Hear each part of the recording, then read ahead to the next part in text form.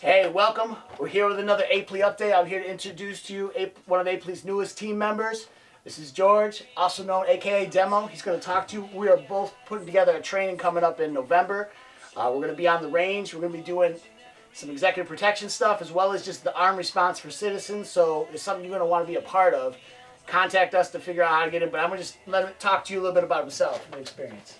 Go ahead. Well, 20 years in the business, from executive protection to armed chauffeur, transport, armored car, anything that needs securing, you got my number. Nice, nice. So we're here in New York, and basically one of the things that we were just talking about a few minutes ago, we were talking about how we just finished up training. Actually, we're doing a little hand-to-hand training. That's what we look, the way we look. Not necessarily a collar and a we didn't have our makeup crew hit us up.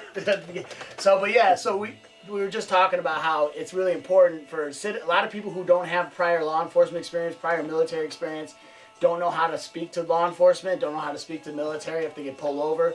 So we're also going to talk about in this training that you're going to see coming up, like we're going to show you, if you've never had this experience, like you don't have 20 years of experience on the job, we're going to show you like, here's how to apply to you. One day, 20 years. Yeah. Doesn't matter. Yeah. And you never know. You never know when it's going to be your day. You know, you got one day on the job, you got 20 years on the job, and boom, today's the day that everything has to go into real life. Emotion, correct.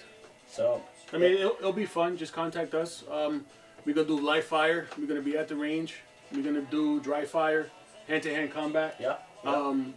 Whatever your needs are, we have the answer. And if we don't have the answer, we'll find it. So give us a call. We're doing the, what is it, November?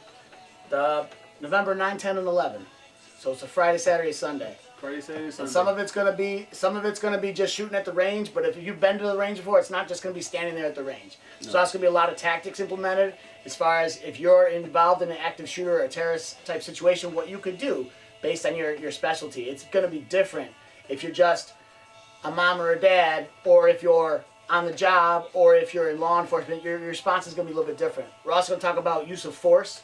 Correct. And because that's really important, and that's something nobody knows, you know, a lot about. It's like, well, when's the right time? If I'm armed, when do I pull my weapon? What do I do? Okay. You can be in any time, any day. I mean, you never know. I mean, that's the their power against you is you're not knowing. So you know, it's you got to be ready for anything in the car, at the supermarket, anywhere. And technically, if you see something going on, you can prevent it from happening. It doesn't have to happen to you. So, right. I mean, we have laws, and you just got to be careful. I mean, we are in New York, but that necessarily won't tell you how far can you go. Right. So, I mean, it's like I said, it can happen. That's why we train, and you know, we go to the range, we hand-to-hand combat. You never know. You might not use it, but at least you know how to protect yourself or your loved ones. I mean, you never know. It doesn't have to be particular yourself. It can be anybody. Yeah. Anybody. I also believe, too, one of the things we talk about hand-to-hand, I've been doing hand-to-hand stuff for 25 years, but a lot of people don't really take into account shotgun, handgun, long gun, like an AR. Those are the weapons. Those are modern warfare weapons. You take karate or kung fu or whatever, and you learn the size and the nunchucks and the bow staff. Hey, that's all great stuff, but that's not what we're fighting against today. That's training. That's training. It's fun. I mean, it's fun. It's like a carpenter. He brings a hammer and a screwdriver. Here's my screwdriver. Here's my hammer. Yeah. You never know. Tools. The tools of the trade. And so we're here to help you, teach you the tools. And if you don't live in New York State, first of all, you can come to this training. You can, you know, the cheapest way to do it is just come to us. Correct. But if you want to bring us to where you have a training facility, if you have a school, a security organization, you want to bring us down there, we could definitely do that. Yeah. So we've been, I mean, George, I've been talking, we've been all around the world training with different special forces guys, different operators. It costs money to travel and train. Correct. So we're here to provide all this stuff for a lot less. Okay, look, well, why do I got to pay for this? Well, because how much is it worth to you if tomorrow you get on a bus and go somewhere, or you get on an airplane and go somewhere, and you were prepared because you spent a few days with some guys that know some stuff? And not even that. I mean, everybody brings something to the table.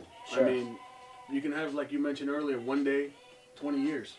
It can be just your one thing that you know that you saw and I didn't. Yeah. And we get to go home. Yeah. I mean, it doesn't matter. Everybody brings something to the table. And if you don't bring anything to the table, when you leave, you'll be leaving with something from the table. We'll fill your toolbox with some tools. With some tools. And the thing is too, you know, especially we talk about firearms. I mean, a lot of guys that do the hand-to-hand stuff that I've been doing don't do anything with firearms. Correct. And it's such a foreign world, and it's hard to jump into that arena unless you have people that understand both sides. Correct. You know, so we're gonna help you feel comfortable. I mean, everybody. One of the things about being an American citizen is you can own a firearm. All right. Depending on your state, it might be tricky to own a handgun, but you can get a shotgun at Walmart or at Cabela's or one of these stores. And they say the shotgun is the best home defense weapon that's out there. So AR, you know, depends on how big the threat is. You know, the fact is in Texas, it was a private citizen, and the guy next door is shooting up the church. Yeah, and he pulled his AR out, and he stopped the threat, and nobody said, "Oh, we need to get rid of ARs after that." Everybody was happy. He was commended. Yeah. It just takes that one person to change things over. I mean, that's what we're aiming at, because however you train is how you're going to act in the real world. And if you never shot or you never got hit in training, the minute you get hit or something happens, you're going to freeze. Yep. And you can't second guess yourself. If you committed to do something, you just got to go full speed ahead and just do it. Think about the consequences later. If you're thinking about the consequences first, you're not going home, and your family is going to be visiting you somewhere, which is not good. Yeah. Whatever you put into the training, like I said, he has 25 years in martial arts, Krav Maga. I have 20 years of executive protection, armed details, hand-to-hand. Not 25 years. So I'm bringing the tactical stuff into the mix, and he's bringing the martial arts. Put everything together. Guess what? You got 2 for 1. Yeah. You don't have to go to this one. You don't have to go to that one. And whatever you put on the range or on the floor or in the room, that's what's going to happen in the street, and you'll be ready. I mean, the minute you get hit and you've never been hit, you're going to freeze. You'll be like, oh, wait a minute. When I trained, he didn't hit me. So then you're going to freeze, you're going to stop. Yeah. And that's all it takes. Bad person or whoever you're with got the upper hand. Yeah. It's like, don't wait. You know, in some aspects where, depending on who your trainer is, you got to get hit first. That one hit can take you out. You ain't going to come back and do anything. If you think you're threatened and it's your space, guess what? Yeah. PD comes, you give them your ID, let them know what happened. Yeah. But meanwhile, you're going home. We'll give you also some other cool stuff that's going to happen. I got nice full face headgears too. So we'll be doing some stuff that's dry fire training as well. We're practicing putting your weapon down range. And somebody's coming and tapping you and moving you, and you know, nobody's here like I love it. George's attitude. It's not about how many years you got. It's not about how much expertise, how much training you got. If you got one day on the job, that could be the day that you know tomorrow you go and you save a whole bunch of people's lives because you made a move. Correct. I'm really sick of in the United States this attitude of like, this is not my problem. You know, we're not gonna be a country for long if we make it not our problem. Nope. So we got it's everybody's problem. That's one thing. You know, President Bush said right after 9/11, he was like, Homeland Security is everybody's responsibility. Yep. You know, you don't got to go protect the Capitol, protect your house. That's where it starts. If everybody protected their house, we need less law enforcement on the streets. Yep, and you become your regular security, law enforcement in your neighborhood. Yeah. I mean, it is what it is. Like I said, everybody brings something to the table. Don't get embarrassed. You're going to mess up. We messed up. You just got to keep going with the flow. And that's how you learn. The other thing I want to make sure I mention is if you are in law enforcement or military, you're on the job currently or professional, it's still important to come to do training like this because it's different. When you're not on the job, it's different if you're in a situation. If you're not, you know, or you retired or you're in security, your response is going to be different because you don't have a department backing you up the way you do in the public sector. You know what I mean? So you don't have a team of lawyers to go to bat for you and a PR guy and this happened and that happened. It's just you. I mean, I was just telling him a situation happened about a year ago with my brother and I, and it sucked. We got made to look like the bad guys when really all we're doing is just trying to keep people safe. So those laws, understanding those laws, you ever did anything with Masad Ayub? I read, but not extensively, just enough that just cover your 6 at all times. Yeah, he's a good guy. Masad Ayub, I trained with him a few years back, and it was more of a classroom training than on the range training, and I thought like, well, 20 hours, we're going to be doing classroom laws for 20 hours and stuff, and you're like, well, that's so boring, but that material, how to respond, he's been training police departments for 50, 60 years, so That was a valuable training. Yeah, his strategies do work. I mean, these guys are 20, 30 years in and no complaints or anything. So, like I said, everybody brings something to the table. You know, you might be trained a different way.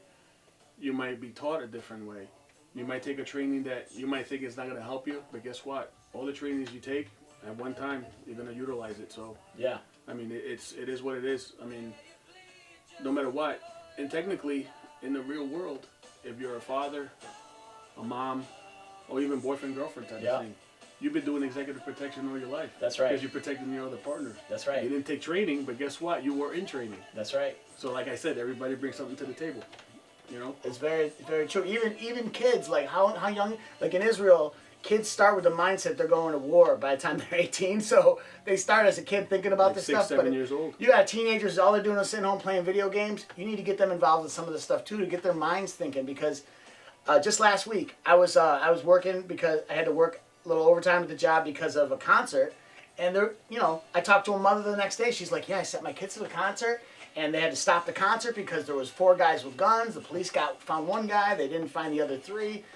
Stuff like that is happening all the time. You don't think like the combat zone is where you live. It doesn't matter if you're in the suburbs, if you're in the city. It doesn't matter. You don't have to be at war to be in a fight. That's true. That's true. So I'm Juggernaut. This is Demo. We're coming to you with an APLEA update. We're going to keep in touch. If you got questions, hit us up, and we'll talk to you soon. Appreciate it. Be safe, guys.